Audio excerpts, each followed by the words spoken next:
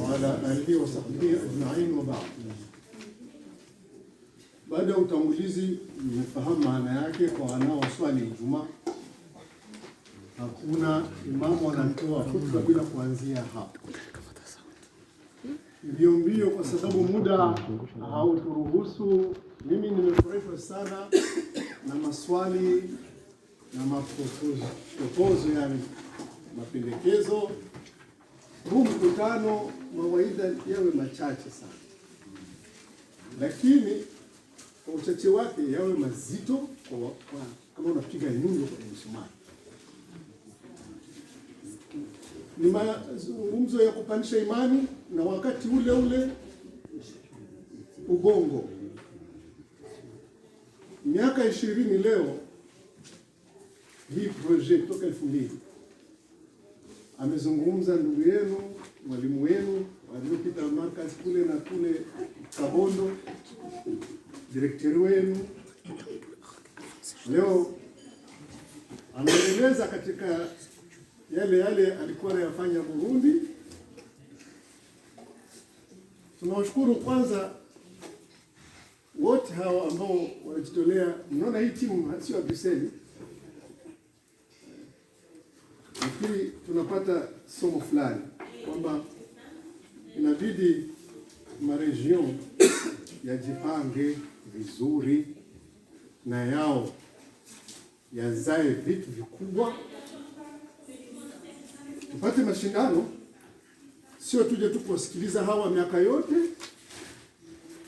Tupate mashindano na wengine wamezaa project fulani, wamefikia wapi. Aya ipo katika Qur'ani, na ndio maana na pepo pia ziko daraja niveau kutokana na matendo ya mtu aliyoyatenda. Aliyetenda kidogo utamkuta mlangoni kule peponi, lakini mlangoni. Aliyepanda kidogo utamkuta kwenye Jannatu Adni, kuna Jannatul Firdausi, ndo bi mkubwa wa pepo zote. Na hapo haingii mtu mvivu, haingii mtu mbishi. Peponi hapa haingii mtu mkorofi. Kwa hiyo tujitahidi kama hawa ndugu zenu, kaka zenu wamemudu muda wa miaka 10 na vimbunga vyote. Ina maana ni wakati wa kujifikiri. Hili neno nimelizungumza mara nyingi sana, hata wadada zetu, wake zetu wale katika kundi la Al-Karima. Limedumu kiasi ya kwamba alhamdulillah watu wa kutoka Burundi walikuwa wanatuhumiwa sana kwamba hawafai. Tukabembeleza, msipasuki mapema sana, mjikaze hivyo hivyo, tuone kama watu wa nyumbani wanaweza kujikusanya wakaendelea. Miaka 10 leo, alhamdulillah, takbir. Ni alama fulani. Kule tulikoanzia ni kugumu sana. Na katika lugha yetu ya taifa wazee wasema uanga agakura abaga ukutabu. Maana yake ukiona mbuzi imefikia nafasi ya kuzaa, inaleta mbuzi wengine, ni kwamba hawakuchinja kale katoto ka mbuzi, kalikuwa mpaka kakazaa uani, mbuzi zimekuwa nyingi. La ilaha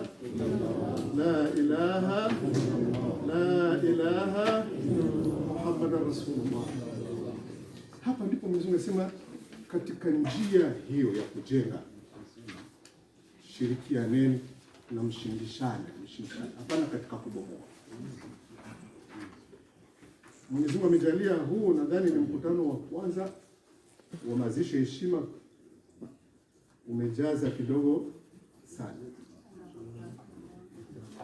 Na nyote mnahisi kwamba watumishi wetu hawa wanajitahidi, sio wakamilifu.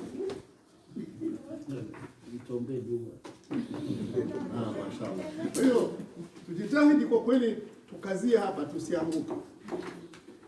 Usia wangu kwa hawa na wengine ni kwamba tuwe tunatafuta kushirikiana na watu wenye kupiga hatua, watu wenye kuwa na hatua ya maendeleo katika kila kitu, dini na dunia. Sasa Allah ametuumba akatupa ardhi, lakini hakuna jembe lilianguka kutoka mbinguni, si ndio? Mwanadamu aliona lazima nitafute janja wa kukata majani, akatengeneza pia chombo cha kukata majani. Sasa bila hivyo atajikuta na yeye hajui anaishi katika ulimwengu gani. Kwa ametupa akili Mwenyezi Mungu, na zaidi hapo tuko na Qur'ani na mafundisho ya Mtume wetu Muhammad sallallahu alaihi wasallam. Wasioko Waislamu ndio kwenye wanachota technology, sijui mambo ya leadership, sijui mambo ya kuongoza watu, sijui mambo ya kuongea na watu, communication, vitu vyote duniani, hata kupika na kupakua. Dini yetu imetupa kila kitu, lakini sisi tuko mbali na dini yetu. Miaka 20 na zaidi nasema siku nitakufa au nikaondoka, mbona hamtaki kusoma dini? Ni akina nani wataendesha tena jamii hii? Unajua kwa nini hamtaki kusoma dini? Swali litakuja inshallah mkutano ujao. Kwa nini hamtaki kusoma dini? Na kila mmoja alete jibu. Kwa nini hataki kusoma?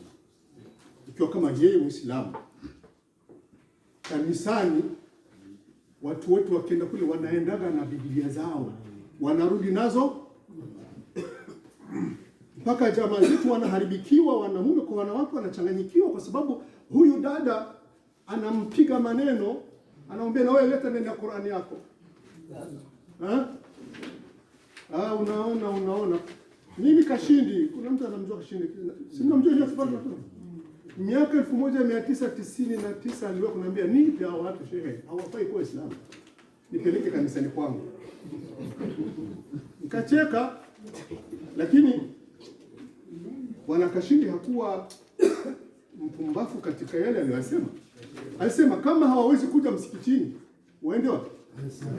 Takbir. Kashindi, Bwana Kashindi. Basi. Kwa hiyo tumuogope kwanza Mwenyezi Mungu Subhanahu wa Ta'ala. Kila mmoja na nafsi yake, kila mmoja nyumbani kwake. Funga simu, funga televisheni. Kila mara nitakusudia hapo. Sasa hivi vyombo vinatuharibu. Na wale wanavitengeneza kwa ajili tuondoke katika msitari. Kwa hiyo ndio maana leo mimi nauliza vijana, mashallah mna ungana hapa sasa, lakini vijana kuna hatua bado hamjaipiga. Swali langu ni wanawake, ni wanamume tu au kuna wanawake? Kwa kuna vijana wenzenu wanawake.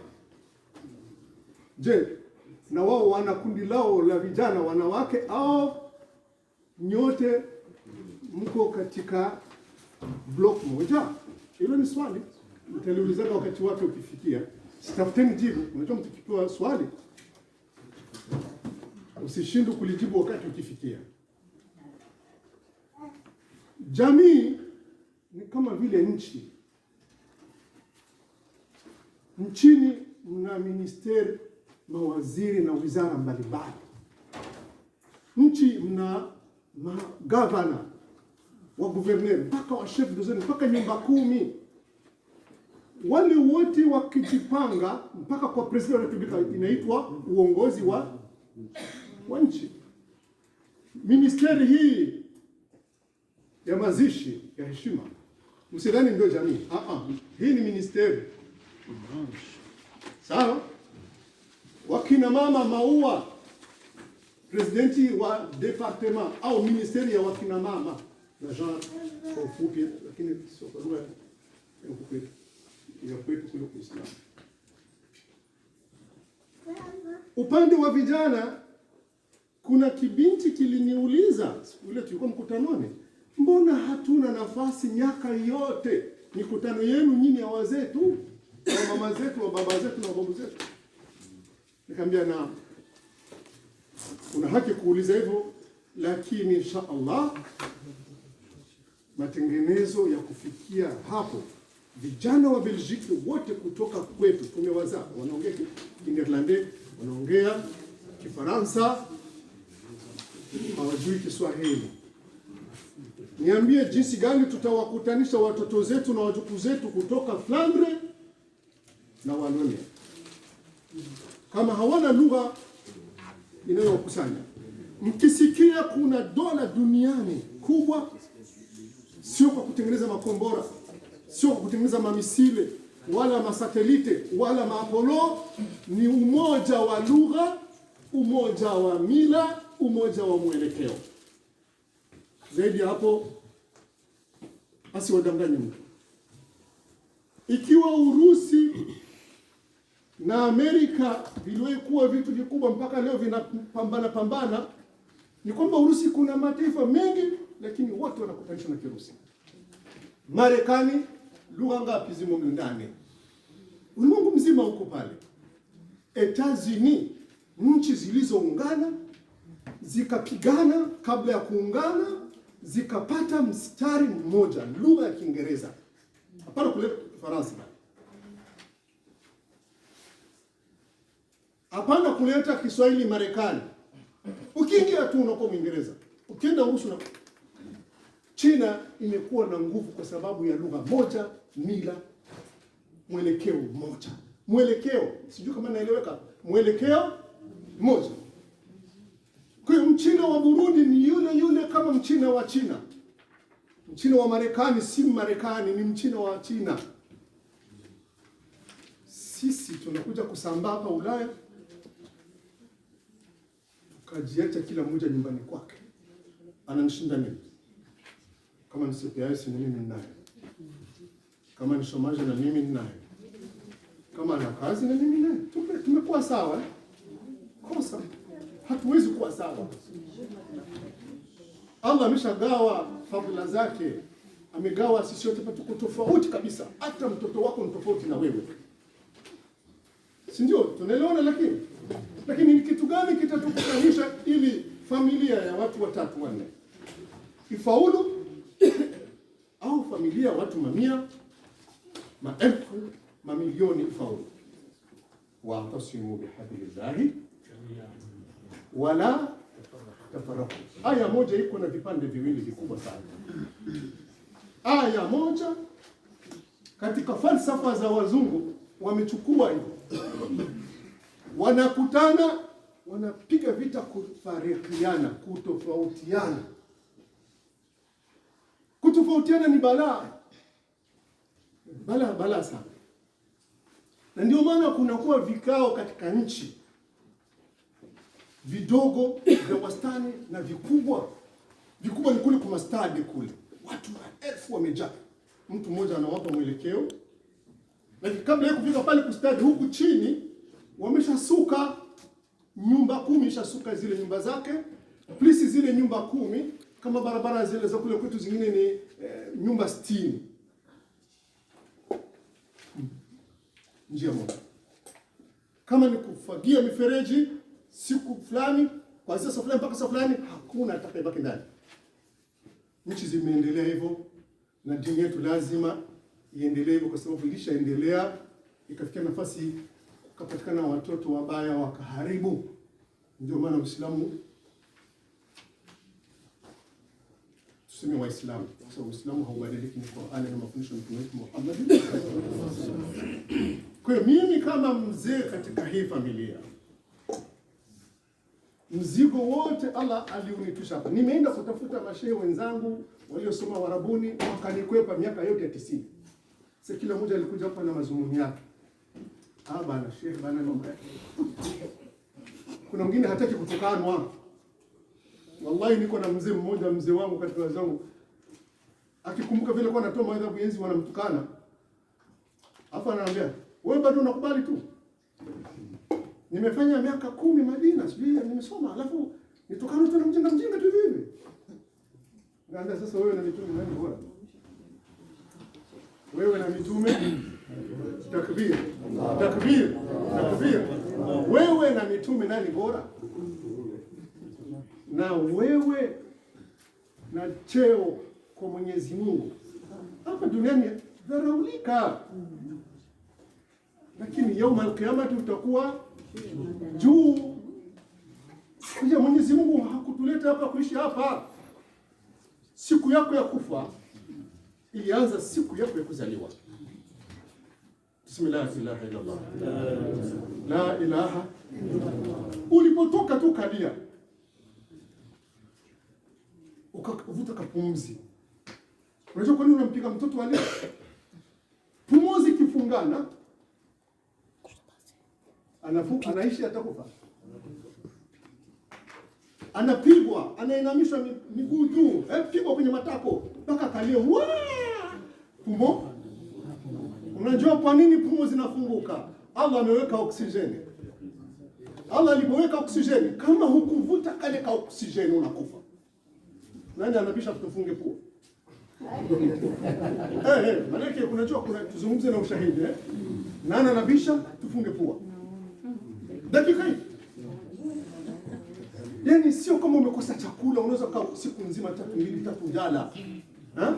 Unaweza kuumwa miaka usifi, unaweza kupata matatizo mengine. Tukifunga kapua kako tu sekunde 3, 4, 5 unapasuka unakufa.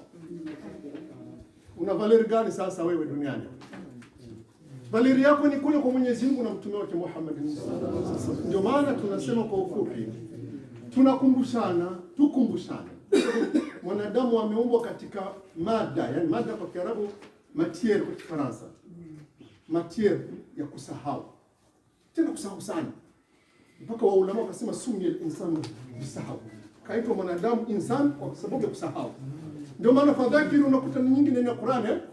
Fadhakir. Ijumaa fadhakir, laidi fadhakir, sala za asubuhi na dhuhuri na ala. Fadhakir, kumbusha. Sayadhakaru mwenye akili, mwenye kuogopa Allah, mwenye kutaka kheri kwake, ndio na akhira atakumbuka. Na kuna wengine hata upige ngoma hapa maskini hata kukumbuka kwa sababu sumu al-hukmu na umyun fahum la yaqiluna fahum la yarji'un. Allah kafunga nyoyo, kafunga masikio, hawawezi kusikia. Lakini tumwa Mwenyezi Mungu Jalla Jalaluhu tujalie katika watu wenye kusikia, wenye kusema samia na watana. Tumesikia na tumetii. Huo ndio Uislamu mzuri na ndio Waislamu wazuri. Na kukiwa habari mtu hakufahamu, anakuja kuuliza kama ni maswala ya walimu. Nimesikia kwamba Belgique tumeshaweka kikao cha walimu wa dini. Sikukita cha mashehe kwa sababu tunatofautiana, lakini walimu kila mtu ni mwalimu. Ukiwa daktari huko, ukiwa instituteur huko, ukiwa nyagamukama huko, vyote vyote maadamu utasomesha tu joveza lekole na kwenda shule na nini, huko mwalimu. Yule wa university ni shahada na vitu vingi, lakini wote ni walimu. Kwa hili ndio neno Mwenyezi Mungu alitumia na Qur'ani. Mitume wote walikuja kufundisha walimu.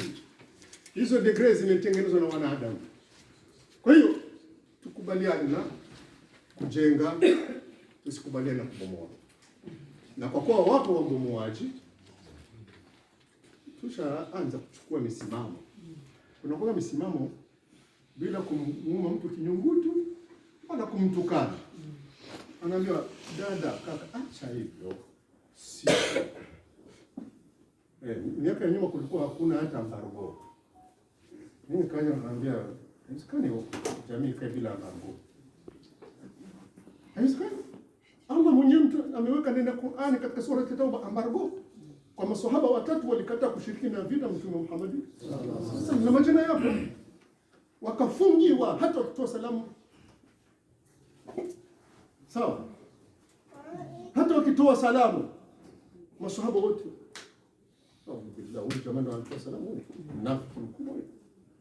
mpaka nyoyo zao zikawa nzuri, zikatubu. Allah akaziona. Alipoziona baada kama miezi hivi ndio akaleta sasa hivi wameomba toba kwako. Sawa? Lakini sisi tutajuaje? Hakuna Jibril atakayetuambia, ila utamsikia, utamuona. Na hii inasaidia jamii. Haiwezekani iende bila embargo. Haiwezi kwenda bila kuumana vinyungutu. Mume mtoto kinyungutu, kaka yako, dada yako, ili mje katika kupata kheri. Kwa kumalizia, Allah anasema ya ayyuhalladhina amanu, ya ayyuhalladhina amanu, enyi mlioamini, waumini, inshallah, tuseme inshallah, waumini inshallah. Imani ni kitu kikubwa, sio Waislamu tu. kuzaliwa na kukua tofauti. Leo tuna ndevu, wengine vipara, tunakwenda akhera, lakini tumetoka katika utoto. Na vile vile kukua sio mwili peke yake, na akili inakuwa na imani inakuwa, au kama alivyosema Sheikh wetu katika baraza la walimu, huyu bwana kila kilio anatoa vyombo, na kila mwalimu yeyote yule tulikuwa naye hapa bila shaka, ila atakayeasi. Sasa hapa kusaki maasi, waasi ni wale wanasema maendeleo, wanasema mimi nikiwa pamoja na wengine walimu sasa sitokuwa na mashuhuri, sitokuwa na makundi, kundi ni la Mtume Muhammad sallallahu alaihi wasallam, sio kwako wala kwako, hata Mtume Muhammad sasa ameambiwa na Allah, qul hadhihi sabili ad'u ila Allah. Sema Muhammad, waambie watu kwamba mimi ninakuiteni kukupeleka kwa nani? Kwa Allah, sio kwako wewe Muhammad. Takbira jamani. Ndio hivyo tunafaa kuwa katika dini. Hapana mtu kukaa nyumbani huko anakokota, au unampa chai ili anao akupe chai mkokotani. Hapana, kokotani katika khair. Wa ta'awanu 'ala al-birri wat-taqwa. Amrishaneni, shirikianeni katika wema na uchamungu. Wala ta'awanu. Kila mara katika balagha, elimu ya ufasaha karamu inatupangulia umuhimu wa neno na umuhimu wa neno lingine. Hili linaamrisha mshikamane, alafu lingine linakataza msitofautiane.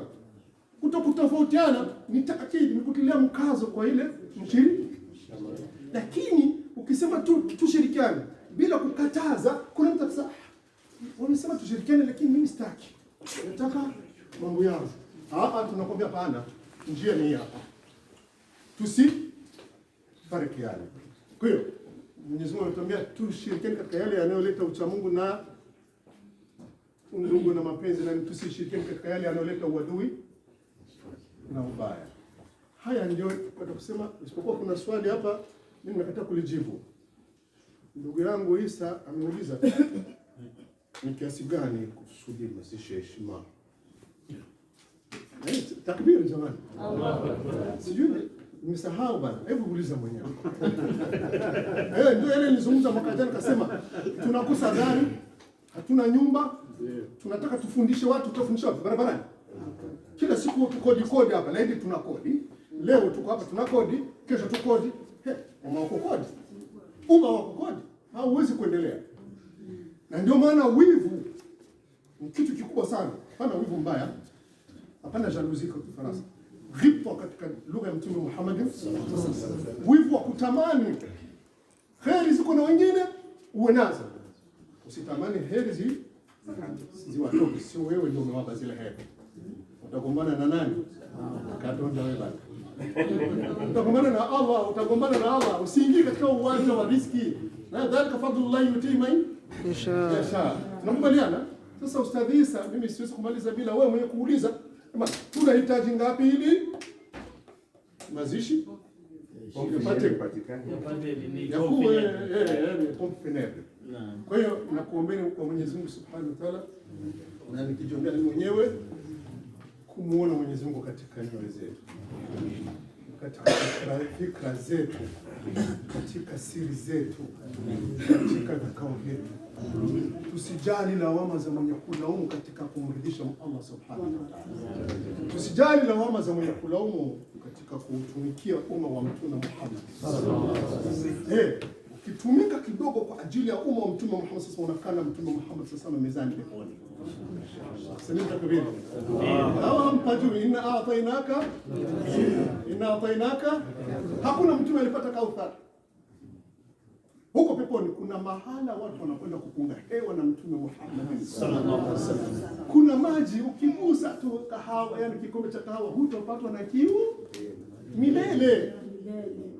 Na ndio maana kiyama ataita watu wa njoni tukanywe. Hapo watu wa bila wale wazushi wabishi. Watu wa bila wabishi sana. Hana mchezo. Watu wa bila anaona malaika wanachukua fimbo bana. Nyinyi rudieni nyuma. Rudieni. Atasema ummati. Wale malaika ya Rasulullah, haujui kitu gani? Vitu gani hawa wanizua hawa? Walileta bid'a nyingi hawa. Hawafai kuja kunywa na wewe. Takbir. Sasa nani anataka kunywa na Mtume Muhammad? Sasa nani anataka? Mbona kuna watu wamebaki majumbani hapa? Hamkuwaleta? Hapana bana. Wengine wabishi, wengine wavivu, wengine wajinga. Kwa kazi ipo eh? Au billahi minash shaitani rajim. Bismillahir rahmanir rahim. Alhamdulillahi rabbil alamin. Arrahmanir rahim. Maliki yawmiddin. Iyyaka na'budu wa iyyaka nasta'in. Ihdinas siratal mustaqim. Siratal ladzina an'amta 'alayhim ghayril maghdubi 'alayhim waladdallin. ربنا آتنا في الدنيا حسنة وفي الآخرة حسنة وقنا عذاب النار. ربنا لا تزغ قلوبنا بعد إذ هديتنا وهب لنا من لدنك رحمة إنك أنت الوهاب. ربنا لا تؤاخذنا إن نسينا أو أخطأنا. ربنا ولا تحمل علينا إسرا كما حملته على الذين من قبلنا. ربنا ولا تحملنا ما لا طاقة لنا به واعف عنا واغفر لنا وارحمنا أنت مولانا وانصرنا على القوم الكافرين. Tunakuomba ya Rabbi, uongoze katika njia iliyonyoka. Usitutelezeshe kwa ubovu wetu tukaanguka tena katika madhambi, wala usitubebeshi mizigo na matatizo tusiyoweza kubeba, kama tulivyobebesha watu waliopita kabla yetu. Tupe duniani mema, tupe kaburini starehe, utukinge na moto wa jahannam. Tunakuomba Mungu usitupoteze baada ya kutuongoza, na utupe katika rehema zako. Hakika wewe ndiye mwenye kutoa. Tunakuomba ya arhamar rahimina, usituadhibu kwa makosa yetu, yale tuliyofanya kwa udhaifu wetu. Utusamehe yale tuliyokwisha kukuomba, utusamehe. Ukusanye umma wa Mtume Muhammad, uwe na kauli moja, uwe na vikao vimoja, uwe na mwelekeo mmoja. Na kati yetu ya Rabbi unatuona katika nyoyo zetu.